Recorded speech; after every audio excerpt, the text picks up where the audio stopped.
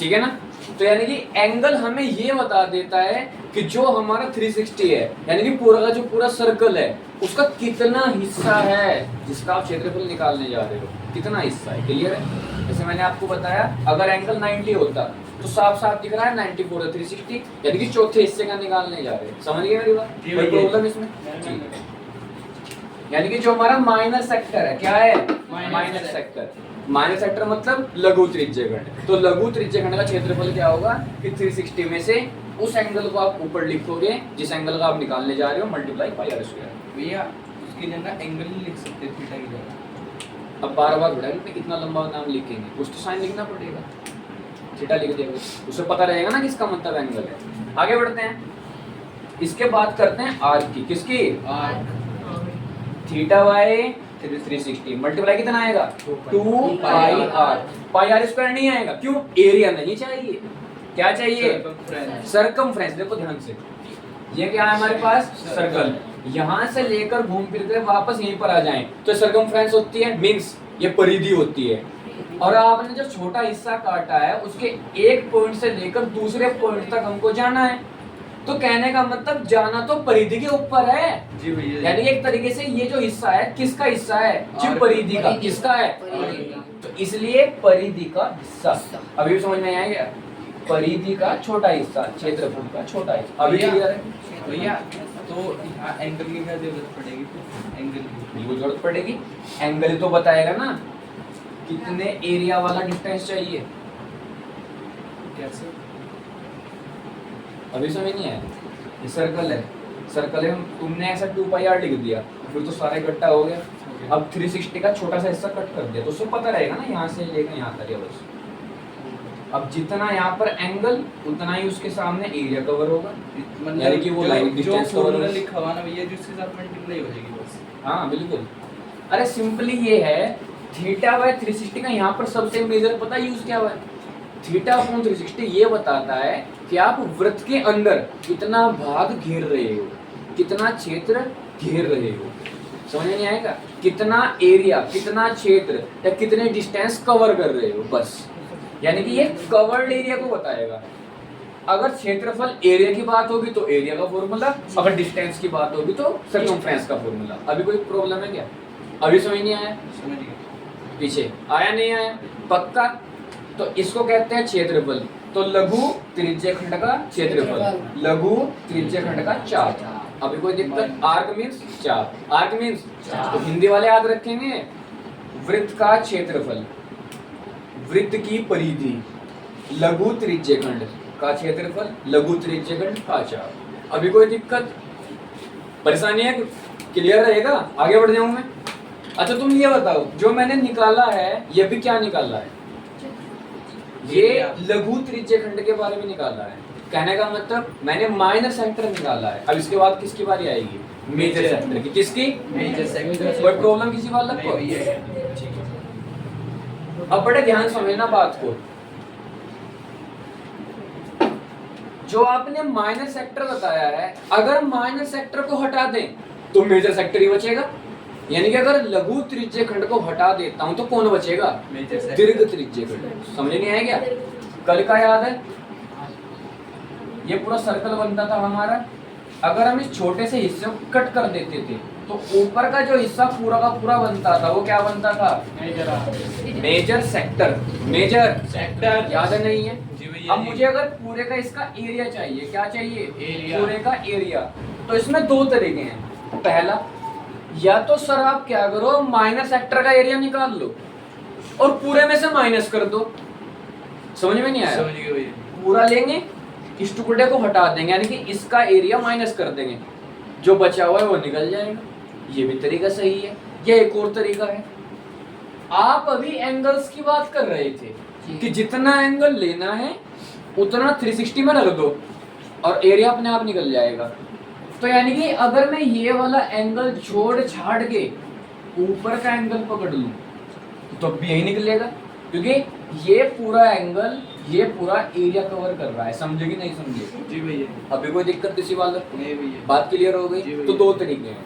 देखो पहला तरीका वैसे निकाल के आ रहे हैं जी, मेजर सेक्टर। क्या निकाल रहे हैं? Major sector. हिंदी वाले दीर्घ त्रिज्य खंड। क्या निकाल रहे हैं? दीर्घ त्रिज्य खंड। सबसे पहले मैं बात कर रहा था एरिया की। किसकी? एरिया। तो सर ने दो तरीके बताए अपने को। क्या? पहला कि आप इसको अभी के लिए एंगल के नजरिए से देखना छोड़ दो, आप पे सिर्फ त्रिज्य खंड, छोटे वाले त्रिज्य खंड का ही निकालना आता है। ऐसा मान के चलो। हम क्या मान रहे हैं कि हमसे सिर्फ छोटे वाले त्रिज्य खंड का यानी कि माइनस सेक्टर का ही निकालना आता है, तो बड़े का कैसे निकाले? तो कोई दिक्कत नहीं, पूरे में से छोटे वाला माइनस कर दो, बड़ा हिस्सा बना, पता लग जाएगा। नहीं समझे? तो पूरे का एरिया क्या होता है पूरे चक्कर का? अच्छा, एरिया का है मैंने, एंगल नहीं सर, पाई आर स्क्वायर। समझ में आ गया?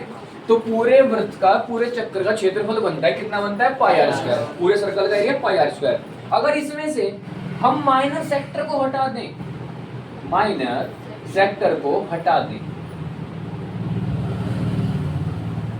कुछ समझ में आया? पूरे में से माइनर सेक्टर को माइनस कर दिया तो कौन निकल के आएगा? एरिया। Major sector. कौन निकल के आएगा? मेजर सेक्टर का एरिया। पूरे वृत्त में से अगर मैं लघु त्रिज्य खंड को माइनस कर दूं तो कौन निकल के आएगा? दीर्घ त्रिज्य एरिया। अब ये बात समझ में आई? जी भैया जी। कोई दिक्कत नहीं भैया। अच्छा ध्यान से देखो, पाई आर स्क्वायर दोनों जगह कॉमन है। यहाँ पर क्या बचेगा अगर मैं पाई आर स्क्वायर कॉमन उठा लूं? कुछ नहीं। जहाँ पर कुछ नहीं, 1 जी। पाई आर स्क्वायर तो बाहर चला गया, तो थीटा बाय 360 बच गया। ये बात समझे कि नहीं समझे? भैया हाँ। वन यू ऐसे बचाना, पाई आर स्क्वायर की मल्टीप्लाई करके तो कॉमन ले लिया। पाई आर स्क्वायर बन जा पाई आर स्क्वायर, बाहर आ गया। अभी कोई प्रॉब्लम है क्या? उतारना नहीं है एक साथ। तुम सबसे बड़ी गलती करते हो लड़कियां खासकर, पता नहीं क्या। मान लो मैं भी इसको उल्टा सीधा करके पूछ लूं, फिर जाओगे। समझना है, समझ में अगर एक बार समझ में आ जाए ना, चाहे उतारने का मौका भी ना मिले, समझ में तो आ ही गया, घर जा कर लेंगे। यहाँ पर देखो, मैंने तुम्हें क्या बताया कि इसके दो तरीके हैं। मैंने एक तरीका बताया है सबसे पहले, वो कि हमने माना है कि हमें मेजर सेक्टर का एरिया निकालना एकदम से नहीं आता, हमें सिर्फ माइनर का आता है, लघु त्रिज्य खंड का आता है। तो कोई दिक्कत नहीं, पूरे में से छोटे का निकाल देंगे, बड़ा अपने आप निकल जाएगा। तो यही काम किया मैंने। किसका निकालना है? दीर्घ त्रिज्य खंड का, मेजर सेक्टर। तो मैंने पूरे में से छोटे वाला माइनस कर दिया। दोनों में पाई आर स्क्वायर कॉमन था, मैंने बाहर हटा दिया। यहाँ पर कुछ नहीं तो 1, ये तो बाहर आ गया। क्या बच गया? Theta by 360। कोई दिक्कत यहाँ तक? नहीं भैया। अभी दूसरे तरीके को तो नहीं आया, मैं पहला समझा रहा हूँ। अब बड़े ध्यान से समझना है। इसके पौने 1, अब तो अब ये समझ गए होंगे। जैसे मैं इसके पौने 1 रखता हूँ, बात समझ जाते हो? 360 बन जाए 360 1 के थीटा से थीटा 1। अच्छा 1 थीटा। कोई दिक्कत यहाँ तक? बात समझे कि नहीं समझे? डिग्री लगाते रहना भाई तुम एक साथ, ठीक है ना? डिग्री वगैरह लगाते रहना। पाई आर स्क्वायर इनटू में 360 माइनस के थीटा अपॉन 360। ये तो वही बात निकल के आई जो आपने पहले समझाई थी कि अगर मैं छोटे वाला एंगल छोड़ दूं तो बड़े वाला एंगल मिलेगा और उससे भी एरिया निकाल सकते। वही तो बात कही है यहाँ पर भी, ध्यान से देखो। पूरे चक्कर में से छोटे वाला छोड़ दिया, छोटे वाला एंगल, बड़े वाला एंगल तो बचेगा फिर। जी भैया। अगर मान लो सपोज दैट ये सर्कल था और यहाँ पर जो एंगल बन रहा है वो 360 का बने, किसका बनेगा? और छोटा हिस्सा कट कर दिया, सपोज दैट ये 60 डिग्री था, कितना? 60। ऊपर बताओ कितना बचेगा? 300। कितना बचेगा? तो अगर मैं इस 300 को 360 माइनस 60 लिख दूं तो कुछ अत्याचार कर दिया मैंने? अब भी 300 ही है, तो वही लिखा हुआ है। अभी समझ में आया? आया नहीं आया? मेरे पास फॉर्मूला आ गया। तो कहने का मतलब ये भी फॉर्मूला है और ये भी फॉर्मूला है। बाकी ये तो आसान लग रहा है देखने में, सीधा 360 में से माइनस करो अपॉन 360, सीधा मल्टीप्लाई, और क्या। समझे कि नहीं समझे? वरना इसको पकड़ने के लिए तो पहले कौन निकालना पड़ेगा? पूरे वृत्त का। इसमें जरूरत नहीं है कुछ समझ में आया? सीधा रख देंगे। क्लियर है? कोई प्रॉब्लम? ये कौन निकल के आया?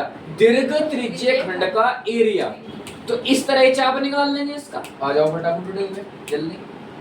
क्या निकालना है? आर्क। चाप यानी कि आर्क। तो ये लिख दो सीधा। जी भैया। 360 माइनस में कितना? थीटा अपॉन में 360 और इनटू में की बार पाई आर स्क्वायर रहेगा 2 पाई आर। कोई दिक्कत? और कंफ्यूज मत हो जाना, एनसीईआरटी में इधर दे रखे हैं ये 2 पाई आर स्क्वायर। कभी सोचो सर ने आगे पीछे कर दिए मल्टीप्लाई ऐसे भी रख सकते मल्टीप्लाई दिख रही है तुझे बीच में, हाँ। तो आगे पीछे 3 चौक 12, 4 तिया 12, बात तो एक ही है, कर्म विनिमेता। क्लियर है? कोई प्रॉब्लम? समझे नहीं मेरी बात? ये एक क्लास में रूल है, कर्म भी नहीं कम्यूटेटिव लो, कर्म विनिमेता। ठीक है, कोई दिक्कत? पढ़ा है ना? अभी बात समझ में आ गई तुम्हें? क्लियर है सब कुछ? ठीक है। अच्छा, ये मैंने बनाया नहीं, अरे बात तो वही होगी फिर भी। यहाँ पे 2πr, यहाँ पे 2πr कॉमन उठाऊंगा 1 माइनस, बात तो वही है नहीं फिर भी। अभी भी समझ नहीं आएगा? समझ गए भैया। क्लियर है ना? जी भैया। कोई दिक्कत किसी बालक को? नहीं भैया जी। तो आपके पास दीर्घ त्रिज्य खंड का क्षेत्रफल भी आ गया और दीर्घ त्रिज्य खंड का चाप भी आ गया। रफ कर दूं? भैया अगर उन्होंने पूछ लिया इसका वही निकालना है सीधा, क्या ये जो थीटा, थीटा क्या? मतलब ये एरिया देकर रखेंगे वो क्वेश्चन में। एंगल दिया होगा, एरिया पूछ लेंगे। या ऐसा भी हो सकता है कि भाई तुम्हें टोटल एरिया दे रखा हो, हाँ। रेडियस दे रखा हो, एंगल पूछ लें, हाँ हो सकता है, कोई दिक्कत नहीं। एरिया की वैल्यू पुट करेंगे, आर रखेंगे, थीटा निकाल लेंगे। पाई की बता। पाई के दे। लेकिन ऐसा तुम्हारे 0.1 इसमें नहीं करेंगे, थीटा नहीं करेंगे। कारण है कि जब आप क्लास 9th में जाओगे, आप थीटा के 2 रूप पढ़ोगे, पहला एक डिग्री वाला, दूसरा रेडियन वाला। क्लियर है? समझिए मेरी बात? तो जब हम नॉर्मली सॉल्व करते हैं संख्याओं वाली या नॉर्मल नंबर सॉल्व करते हैं, तो रेडियन का यूज होता है, ना कि डिग्री का। तो रेडियन अभी है नहीं, तो वो तो अलग को छोड़ दोगे, फिक्र नो, अरे पेन इतना टेंशन लेने वाली बात नहीं है। क्लियर है? आगे बढ़ जाएं। जी पहले तुम ये बताओ अब क्या करना है। सवाल 4 फॉर्मूले हो गए हमारे, ठीक है ना? सर्कल का एरिया, ठीक है ना, सर्कल का पेरीमीटर, एक मिनट रुको। फिर माइनस सेक्टर का एरिया और पेरीमीटर, और उसके बाद में मेन सेक्टर का एरिया और पेरीमीटर। क्लियर है ना? सारे फॉर्मूले रटे रहने चाहिए बिल्कुल। जी तो जाओ। फिर भाई बात आई पापा होए। सही बात कह रहा है ऐसे तुम पे आते हैं तो बस तू टेंशन ले रही। आगे बढ़े। अब किसके बारे में बात करेंगे हम? किसके बारे में बात करेंगे? हाँ? वृत्तखंड, यानी कि माइनर सेगमेंट और मेजर सेगमेंट। अब सेगमेंट के बारे में बात होगी। देखो ध्यान से, जो हमारा सर्कल बनेगा, इसमें अब की बार यहां पर लाइन कट करेंगे और नीचे वाले पोर्शन पर फोकस करना है। नीचे वाले, समझे कि नहीं समझे?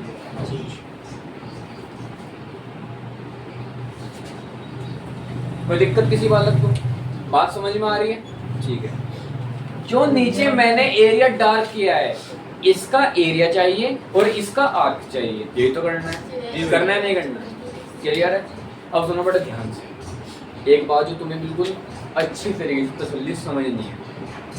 इसका एरिया अभी according to NCERT class 10th की तुम एकदम से नहीं निकालोगे, एकदम से सीधे तौर पर। क्लियर है? तो ये आपकी क्लास 10th की एनसीईआरटी में एकदम से कोई सटीक फॉर्मूला नहीं दे रखा।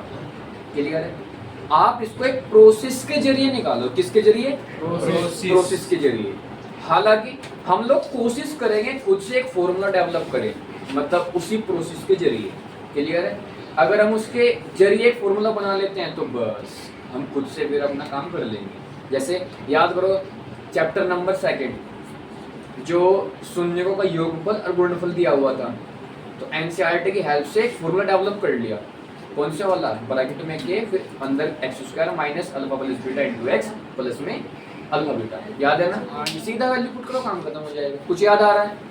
ऐसे ही इसमें करेंगे, प्रोसेस की हेल्प से फॉर्मूला जनरेट करने की कोशिश करेंगे। लेकिन अभी के लिए तुम प्रोसेस समझो।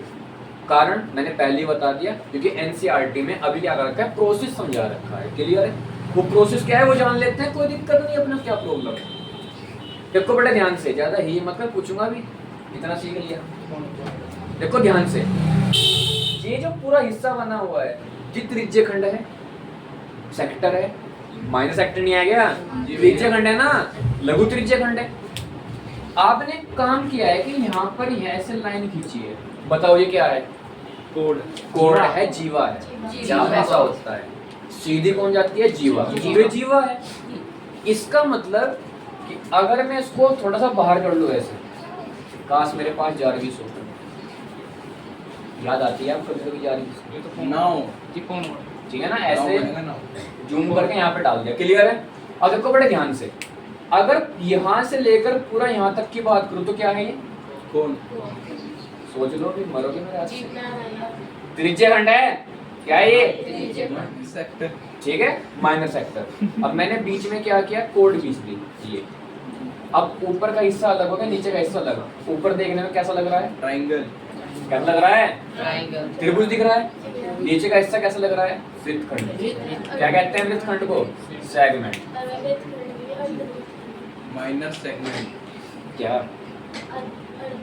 कहाँ? अर्ध अर्ध वृत्तखंड। वृत्तखंड का मतलब क्या है? वृत्त का हिस्सा। अब छोटा हो जाए बड़ा हो, होगा तो हिस्सा ही।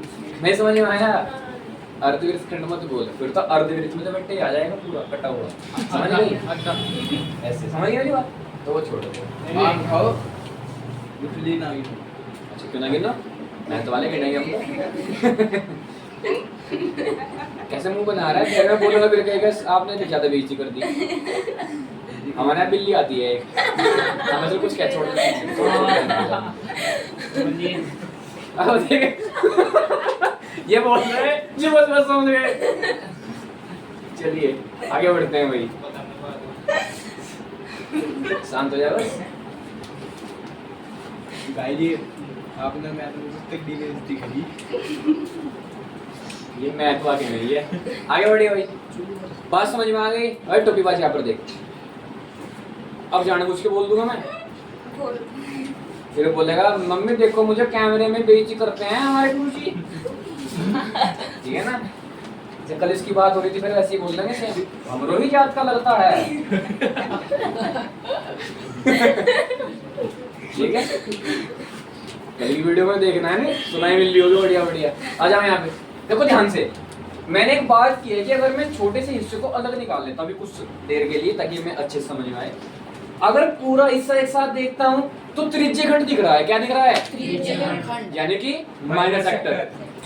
इसमें अगर बीच में लाइन खींच दी जाए, वो लाइन क्या होती है? कोड। कोड यानी कि जीवा। क्या होती है? जीवा। कोड यानी कि जीवा। अगर ये लाइन खींच दी जाए तो ये पूरे त्रिज्य खंड को दो हिस्सों में बांट रही है।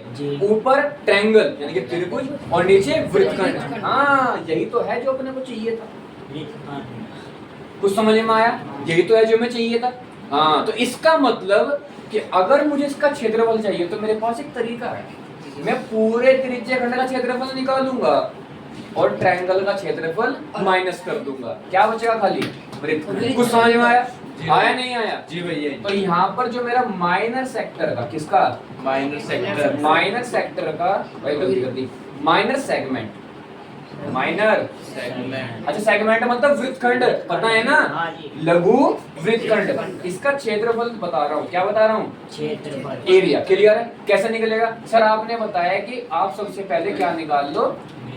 भैया माइनर सेक्टर का क्षेत्रफल, भैया। यानी कि लघु त्रिज्य खंड का क्षेत्रफल। अभी हम माइनर सेक्टर निकाल ले, आपने माइनर सेगमेंट लिख दिया। माइनर सेगमेंट तो निकाल ले, सेक्टर निकाल के नहीं आगे क्या? तुझे समझ में नहीं आया मैं लिख कर क्या रहा हूँ? ये पता नहीं हम, ये पूरा क्या है पहले ये बता। Minor sector. ये माइनर सेक्टर है, मुझे निकालना क्या है?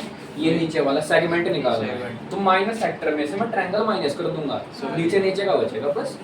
तो निकालना क्या है? सेगमेंट निकालना है ना। अब देखो तो मैं किसका एरिया सबसे पहले निकालूंगा? जी माइनर सेक्टर का एरिया निकालूंगा, माइनर सेक्टर का एरिया। और किस में से माइनस कर, किसको माइनस कर दूंगा? सॉरी ट्रायंगल को। किसको? ट्रायंगल। ट्रायंगल के एरिया को माइनस कर दूंगा। अब ये बात समझ में आई? तो मैं क्या करूंगा? माइनर सेक्टर का एरिया और ट्रायंगल का एरिया दूंगा, दोनों को माइनस कर दूंगा। क्लियर है? किस में से? माइनर सेक्टर में से ट्रायंगल को। अभी बात समझ में आई? हिंदी वाले जी लघु वृत्तखंड निकाल रहे हैं। लघु वृत्तखंड निकालने के लिए त्रिज्य खंड का क्षेत्रफल लूंगा और उसमें से त्रिभुज को माइनस कर दूंगा। अभी भी कोई दिक्कत है क्या? बात समझ में आ गई? ठीक है। तो ये जो माइनर सेक्टर का एरिया है ये निकालना हमसे आता है, पीछे सीख के आए हैं। थीटा अपॉन 360 पाई r स्क्वायर कर लोगे, फिर माइनस ट्रायंगल का जो एरिया है ये अच्छे से मैं निकालना सिखाऊंगा जब अकॉर्डिंग टू क्वेश्चन, जब क्वेश्चन करेंगे जब। समझ में आ गया? कारण उसमें हमें एंगल्स भी दिए होंगे, फिर हम आधार पकड़ेंगे, लंबाई चौड़ाई। समझ में आ रहा है मेरी बात? अरे formula 1/2 base into height. Clear है? यानी कि 1/2 आधार गुणा ऊंचाई। कुछ याद आ रहा है? लेकिन ये अकॉर्डिंग टू क्वेश्चन यूज होगा, मैं ऐसे भी नहीं कर सकता, क्योंकि प्रोसेस का सबसे पहला रूल होता है मैथमेटिक्स में कि आप अकॉर्डिंग टू सिचुएशन चलोगे। जैसे याद करो चैप्टर नंबर 3 याद है, ग्राफी विधि याद है, ग्राफी विधि तो करोगे लेकिन उसकी 3 कंडीशन है, कुछ याद आ रहा है ना, 3 शर्तें हैं ना, और तीनों शर्तें अकॉर्डिंग टू क्वेश्चन सेट होती हैं, कुछ याद आ रहा है नहीं आ रहा है, समझ गए? तो प्रोसेस की सबसे पहली शर्त होती है कि जब आप क्वेश्चन करोगे तब ज्यादा बेटर समझोगे। अभी कोई प्रॉब्लम? लेकिन मैंने हाँ एक बात जरूर की है कि हम प्रोसेस की हेल्प से एक फॉर्मूला बनाने की कोशिश करेंगे ताकि फिर बार बार प्रोसेस करने की जरूरत ना पड़े। क्लियर है? बात समझ में आ गई? लेकिन कोशिश ये रखनी है जब एनसीईआरटी में प्रोसेस दे रखा तो हम भी अपनी कॉपी में प्रोसेस करें। समझ में नहीं आएगा? क्लियर है ना? क्योंकि अगर ग्राफी विधि का फॉर्मूला बनाने लग जाओ तो नंबर मिलेंगे, मार्क्स मिलेंगे? नहीं मिलेंगे। कारण ग्राफी विधि पूरा एक प्रोसेस है, वो पूरा प्रोसेस आपको करके दिखाना है कॉपी में, तब आपको मार्क्स मिलेंगे। अभी समझ नहीं आया? क्लियर है?